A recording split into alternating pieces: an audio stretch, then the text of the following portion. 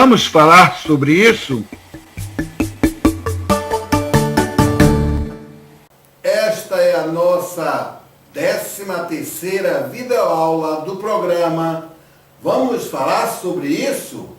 Lembrando que no final do programa estaremos falando sobre o sorteio desse fone de ouvido com AM, FM, Bluetooth e cartão de memória. Tá? Fiquem atentos que no final do programa falaremos sobre essa promoção. E o programa de hoje começa um novo assunto. Falará sobre a luz, a iluminação do teatro. A luz teatral pode ser usada em grande número e funções ao mesmo tempo. A iluminação deve fornecer a luz pedida, por exemplo, uma cena muito violenta aparecerá menos brutal sobre uma luz tênue. Ajudar a controlar o clima é uma outra função da luz. A intensidade de uma cena pode ser mudada de triste para alegre com uma simples troca de luz. Transmitir informações, tais como noite ou dia, a estação do ano. Se uma lareira estiver acesa, indica que é uma estação fria. Então a luz tem diversas funções. Mas vamos agora ao nosso patrocinador. O passado e o presente na mesma sintonia. Rádio Guri Web. Dentro do processo de iluminação de um espetáculo, nós temos diversos vocabulários. De vocabulário que nem sempre são conhecidos pelos atores, pelo contra-regra, por outras funções, que é o material mais conhecido pelo pessoal da iluminação, o técnico de montagem. Então essas pessoas trabalham especificamente com os interruptores, que acendem e apagam as luzes e podem também alterar o caminho da corrente elétrica, certo? Fusíveis. Fusíveis são elementos de segurança que evitam incêndios e protegem o equipamento. É bom ter sempre alguns de reserva.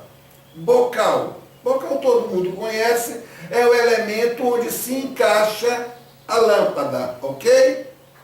O nosso próximo elemento, fio, é bastante conhecido. É o elemento condutor de eletricidade.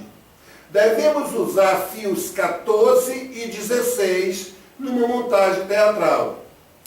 E a tomada? Tomada é o ponto de ligação ou conexão e pode ser de dois tipos: pino macho ou pino de parede, que é o chamado pino fêmea. A luz de serviço é a luz para que o iluminador possa trabalhar mesmo no escuro. Essa é a luz de serviço.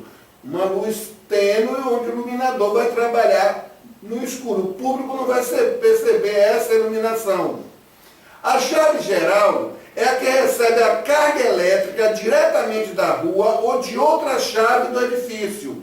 Ela alimenta todos os pontos de luz. Temos também a chave secundária. É a que possibilita efeito de diversos pontos de luz ao mesmo tempo. Ela liga uma série de aparelhos que constituem uma seção de luzes que devem ser desligadas ao mesmo tempo. E a chave individual é a que recebe apenas um único aparelho, um refletor, uma seção da ribalta. Isolante. Isolante todo mundo deve conhecer, que é a fita isolante, que é uma proteção de borracha, plástico ou mármore para prevenir acidentes. Numa montagem teatral, falando com relação à iluminação, nós temos 4 aparelhos importantes. A ribalta, que é uma iluminação colocada à frente do palco, voltada para o centro do mesmo, que é um tipo de aparelho que raramente tem sido usado. Alguns teatros já não usam mais a ribalta, por provoca muito calor, mas ainda encontra-se lugar que usa a ribalta. Nós temos a gambiarra, que são seções de lâmpadas colocadas no alto da cena e suspensa por um sistema de cordas. Nós temos também o refletor, que é o aparelho utilizado para iluminar determinadas regiões da cena. Esse refletor a gente pode chamar de spot, mas nós temos os nomes técnicos que eu não conheço todos, mas eu conheço o Fresnel, o PA, o PC e outros aí. E o quadro de comando, que é muito importante, que é o ponto central de onde partem todos os comandos para os diversos aparelhos que nós descrevemos agora, tá bom? E vamos ao nosso patrocinador. O passado e o presente na mesma sintonia. Rádio Guri Web. Com a iluminação, nós também podemos fazer alguns efeitos de luz. Por exemplo, à noite, a gente deixa ligada apenas as luzes azuis. Então dá uma impressão do ambiente ser de uma cena noturna. O amanhecer são as luzes azuis e vai acrescentando a vermelha, a amarela, retira azul, depois retira a vermelha, acrescenta a branca e liga todos. Então dá uma impressão de amanhecer. Crepúsculo são as mesmas luzes do amanhecer, porém executadas de uma forma inversa. Quarto, se você quer fazer uma lareira, você vai usar um refletor, geralmente coberto por um papel ou plástico cor laranja, que produz a iluminação diante dela, atrás da madeira da lareira, utilizando 3 lâmpadas pequenas de 25 watts de cores diferentes, certo? O infinito. Para dar ideia de infinito, reduzindo as utilize um refletor no chão, no fundo do palco, de frente para a plateia, formando um ângulo de 10 ou 15 graus. Agora nós vamos ao depoimento da professora de iluminação da Universidade Federal do Rio de Janeiro. E aproveito para agradecer a sua participação no nosso programa. Vamos falar sobre isso. A nossa querida Luciana Liege, que nos deu esse grande prazer de lá do Rio de Janeiro nos mandar a imagem do seu depoimento falando sobre a iluminação, já que nossa querida Luciana Liege é iluminadora e atualmente professora de iluminação na área de dança da UFRJ. Muito obrigado e vamos ver agora a nossa amiga Luciana Liege. Oi, meu nome é Luciana Liege, eu sou iluminadora, professora de iluminação na UFRJ, no departamento de dança. Já trabalhei muito como técnica, operadora de luz, montadora e estou aqui primeiro para falar um pouquinho sobre iluminação, mas antes de tudo eu queria agradecer muito ao Romário Machado, um grande amigo, um excelente ator, diretor, professor, por essa iniciativa dessa web aula, né? Que eu acho fantástico, que pode abranger para muitas pessoas um conhecimento que às vezes fica um pouco restrito. Vou começar falando um pouquinho sobre a importância da iluminação num espetáculo, especialmente espetáculo de teatro. Se a gente parar para pensar assim, basicamente, a iluminação ela tem o dom e a função de iluminar, de tornar claro, né? Sem luz a gente não enxergaria o que está acontecendo no palco. Eu não estou falando da parte estética, de mais nada além da função básica da iluminação cênica. Só que se a gente parar para ver ao longo da história, desde a época da Grécia Antiga, por exemplo, se há uma preocupação com a iluminação, não apenas, que ela não seja apenas para iluminar, né? Os teatros gregos eles eram construídos para que a luz passasse por trás da plateia, para que não incomodasse o olho da plateia, né? Por quê? Porque os espetáculos teatrais aconteciam durante os festivais em honra de Dionísio, muitas vezes, e eles duravam o dia inteiro. Então você imagine ficar o dia inteiro no espetáculo, você assistindo espetáculos com a luz incomodando a sua vista. Então os gregos, eles construíram nas encostas naturais os teatros, os anfiteatros, etc. Mas eles se preocupavam que a luz não incomodasse a plateia, no máximo um pouquinho à direita, um pouquinho à esquerda, já que durava o dia inteiro, mas que a luz não fosse no olho da plateia. Então você já tinha uma preocupação com a iluminação, não apenas para iluminar, mas também de forma que não incomodasse o público. Com o passar do tempo, a invenção das velas, das tochas, e o teatro indo para os espaços mais fechados, a gente começa a ter uma preocupação também com o uso de que equipamento artificial poderia iluminar. Né? E esses equipamentos muitas vezes usavam a cera incomodava, o cheiro intoxicava, e as pessoas começam a pesquisar qual material pode ser utilizado para esse teatro, para esse espetáculo. Né? E aí começa a ter uma preocupação mais estética. Sebastião de Sérvio, né, ele começa a fazer uns experimentos com umas garrafas de vidro com líquido colorido e a vela por trás, para que a luz fosse propagada com cores diferentes. Isso por quê? Porque durante a Idade Média, você vê que nos teatros, aqueles grandes vitrais, a luz entrava colorida. E isso modificava a roupa do padre, isso modificava a roupa das pessoas que estavam ali, a cor da roupa. Né? E aí eles começaram a pensar, pô, se acontece isso por acaso, por que a gente não faz isso de forma proposital, de forma estudada? E aí se começa essa preocupação mais estética. De onde vem a luz? Vem de frente, vem de lado, vem de trás, vem do chão. E aí essas luzes vindo do chão, por exemplo, dão um efeito mais sobrenatural, porque a gente está acostumado o tempo todo com o sol em cima da gente, na nossa cabeça. A gente está acostumado com essa luz de cima para baixo. Em casa, as lâmpadas ficam em cima.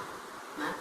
A gente não está acostumado com essa luz de baixo para cima. Então, quando começou a se utilizar as ribaltas no teatro, eles davam uma luz sobrenatural. Mas, ao mesmo tempo, é uma luz que diminui rugas, diminui papada. Então, você pode utilizar, com balanço, claro, esse tipo de iluminação. Né? E aí, a luz ganhou um espaço. Começou a ganhar um espaço muito grande na montagem. Não apenas com a função de iluminar, mas com a função também estética, de comungar com o espetáculo, comungar com a linha daquele espetáculo. E aí se começou a preocupar com a estética realmente de um espetáculo. Então, se você tem um espetáculo realista, eu não vou conseguir colocar uma luz laranja vindo do nada. Eu tenho que justificar aquela luz laranja vindo. Ou eu boto um abajur, ou eu coloco uma lâmpada no cenário laranja, entendeu? Eu não posso simplesmente ter uma luz, um facho de luz rosa. Naturalmente a gente não tem essa luz. Então, por que essa luz rosa estaria aí? E aí você começou a ver a estética da luz, a pensar numa luz de uma forma mais autônoma, mas ao mesmo tempo lembrando que o espetáculo, né, ele é formado de várias linguagens, mas todas essas linguagens, cenografia, figurino, maquiagem, interpretação, direção, tudo isso está se conjurando no espetáculo, numa única linguagem. Então, começou a ter essa preocupação. Em 1911 é fundada a Bauhaus, que foi uma escola que estudou cada elemento em particular, o movimento, o corpo, a luz, o cenário, o figurino. E aí, esse espetáculo, cada elemento, cada espetáculozinho desse que compõe o espetáculo, começou a ser estudado com um pouco mais de autonomia, lembrando que todos eles fazem parte de um único espetáculo. Então eu posso pensar numa luz linda, maravilhosa, que não é funcional para aquele espetáculo, que não comunga, que não conversa com esse espetáculo.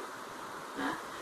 E aí se começa vários estudos, graças a Deus, assim, durante muito tempo, quem fazia a luz do espetáculo era o cenógrafo, não tinha o iluminador mesmo. Mas aí, com o passar do tempo, você começa a ter uma preocupação com essa função também. E um dos grandes aqui no Brasil, uma das pessoas mais entusiastas disso, foi Ziembinski, com o espetáculo que ele teve com o Nelson Rodrigues, né, Vestido de Noiva, Luciana. Não vou lembrar agora qual espetáculo, que é, acho que é Vestido de Noiva.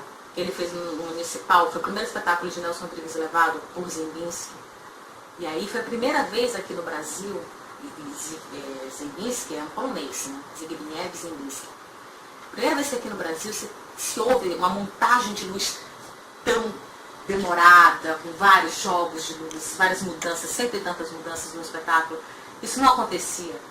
E aí se começou a pensar na luz enquanto estética, enquanto uma parte muito importante de um espetáculo. Né? E graças a Deus. E a gente tem, por exemplo, o Jorginho de Carvalho, um grande iluminador brasileiro, que criou essa lei, foi um dos criadores da lei que regulamenta a nossa profissão. E tem os nomes baianos, que são conhecidos nacionalmente, nomes cariocas, paulistas, enfim. Temos uma gama, um leque de profissionais maravilhosos nessa área. Né? Eu tive prazer de ter tido mestres que estão vivos e estão trabalhando, e estão na ativa, e estão produtivos, cada vez melhores, trabalhando com eles, que hoje eu posso chamar alguns de colegas, outros continuo chamando de mestres. E assim, a iluminação tem uma importância não apenas funcional no espetáculo, mas uma função estética, uma função primordial, por assim dizer, no espetáculo. Não só teatral, como de dança, um show musical, uma performance, mesmo que seja uma luz natural. Sem a iluminação a gente não enxerga o espetáculo. A relação do iluminador com o técnico, com o montador, com o funcionário do espaço teatral é uma relação de muita cumplicidade. Sim. O trabalho de um contribui com o trabalho do outro, ou pelo menos deveria ser. Né?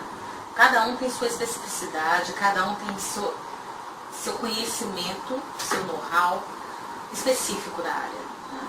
Eu sou iluminadora, eu tenho curso básico de iluminação, de eletricidade, desculpa, porque eu sei que lidar com a eletricidade é arriscado, é complicado, mas eu não me arrisco, por exemplo, a fazer uma montagem numa rua, fazer uma montagem elétrica, apesar de ter conhecimento para isso. Mas o principal conhecimento que eu tenho é que eu tenho que ter um eletricista. Eu tenho que ter uma pessoa especializada naquela área. E não é a minha especialidade. Conheço, sei, mas não faço. A gente está lidando com questão de segurança, questão de... Eu não vou matar ninguém. Eu não quero morrer numa montagem. E não quero também que aconteça um acidente no espaço público ou no espaço teatral, fechado, privado. Então, assim, cada profissional nessas áreas, nessas sub-áreas de iluminação, tem sua especificidade e tem sua funcionalidade, sua importância. Então, se cada um entende qual é o seu quadrado nessa montagem, as coisas vão fluir. Né? Um iluminador, ele geralmente não monta, ele não sobe a escada, já pode ter subido, isso não impede, pode continuar a subir, mas a função dele não é a de montar. Para isso existe um montador, para isso existe o técnico do espaço. Né? E o operador de luz é aquele que fica na mesa de iluminação durante o espetáculo. O iluminador, ele concebe, ele assiste o espetáculo, os ensaios, ele concebe a luz, ele faz a montagem, ele acompanha um períodozinho, né? E depois ele já não está mais presente fisicamente todo dia. Aí está o operador de luz. Né? O montador, ele está no período da montagem propriamente dita, e algumas vezes ele fica durante a temporada, porque geralmente ele é o técnico do teatro. Então, se acontece alguma lâmpada que queima, problema na mesa, este montador, esse técnico do teatro, acaba tendo que trabalhar também durante a temporada. E essa relação é uma relação que deve ser construída muito na base da confiança, principalmente na confiança profissional dessas pessoas envolvidas. Né? A gente tem pessoas que são técnicos, tenho vários amigos técnicos de teatro já há muitos anos, que têm conhecimento, acabam sendo iluminadores também de outros eventos, têm conhecimento para isso, mas muitas vezes eles não trabalham na área. Então assim, eu não dou pitaco na função dele, ele não dá pitaco na minha função, mas nós dois estamos ali para uma missão, que é levantar a luz daquele espetáculo. E aí a luz pode ter vários efeitos que ajudam. Assim, eu tive um espetáculo uma vez, precisava de efeito de água, né, porque ainda não sabia, eu não conhecia essa possibilidade. E o técnico do teatro me apresentou o filtro que faz esse efeito. Então ele fez a caixinha, me apresentou o filtro de luz na gelatina e botou o ventilador. E aí eu vi que o teatro todo ficou com efeito de água, como se fosse água, né? Foi o técnico do teatro que me apresentou. Eu estava começando a carreira muito tempo atrás. Algumas vezes o próprio técnico fala, pô, eu crio a luz, né? E aí eu vai de um teatro para o outro, a gente tem que fazer adaptação. O próprio teatro, o técnico do teatro fala, aqui com 5 refletores a gente faz uma geral. Entendeu? Ele conhece o espaço mais do que eu. Então é um trabalho que une de uma ajuda mútua. Graças a Deus, até hoje eu não peguei técnicos e montadores que prejudicassem. Se existe, eu não sei. Mas a gente trabalha em conjunto para essa criação de um espetáculo de algo maior. Obrigado, Luciana. E mais uma vez eu tenho que lhe agradecer por essa participação. Eu sei que tudo foi feito em nome da nossa grande amizade de mais de 30 anos. E você sabe que eu guardo você aqui dentro do coração. Um beijão para você e para a Esté, seu bebezinho, tá bom? O público que paga caro o ingresso para ver um espetáculo profissional exige e não está disposto a ver um espetáculo onde esteja evidente a pobreza e carência de recursos. A produção de um grupo amador não tem esse compromisso. O público que se propõe a assistir um espetáculo amador tem mais ou menos a ideia das dificuldades inerentes a essa montagem, podendo assim estabelecer com o grupo uma relação muito mais sincera. Sua vinculação com o espectador não é uma vinculação puramente comercial. Por isso você tem mais chance de alcançar uma linguagem autêntica no seu espetáculo. A produção de um grupo amador tem que ser atrevida, improvisar e desconvencionar-se dos padrões de uma grande produção. Aqui não queremos formar diretor ou ator, e sim mostrar todas as facetas do diretor e ator, facilitando a compreensão para uma montagem teatral. Ninguém aprende a ser ator, pois o ator já nasce pronto e só precisa se especializar e aprimorar, aprendendo técnicas de interpretação, com desenvoltura no palco, expressão corporal e vocal. E agora vamos ao nosso patrocinador. O passado e o presente na mesma sintonia. Rádio Guri Web. Conforme prometido no início do programa, agora vamos ao nosso sorteio deste fone de ouvido que tem a MFM, Bluetooth e cartão de memória. Mas para isso você terá que responder a uma simples pergunta e no nosso 20º programa nós sortearemos este fone de ouvido. A pergunta é: qual a única palavra da língua portuguesa que se faz o plural no meio? Qual a única palavra da língua portuguesa que se faz o plural no meio? Certo? As pessoas que responderem corretamente estarão concorrendo a esse fone de ouvido novo, novíssimo, aqui a caixa, ó. Esse fone de ouvido, ele tem rádio AM, FM, ele tem Bluetooth e pega cartão de memória, certo? E agora vamos às nossas despedidas, porque o nosso próximo programa ainda vamos falar sobre figurino e som. Ainda tem muito assunto pela frente. Então, para você responder a nossa pergunta, você pode escrever para o e-mail que está passando aqui, ó, rnb45@uol.com.br, ou então pelo fone Zap, que também está passando aqui, 981811740. 981811740. Eu sou Romário Machado, um beijão a todos e até o nosso próximo programa. Vamos falar sobre isso?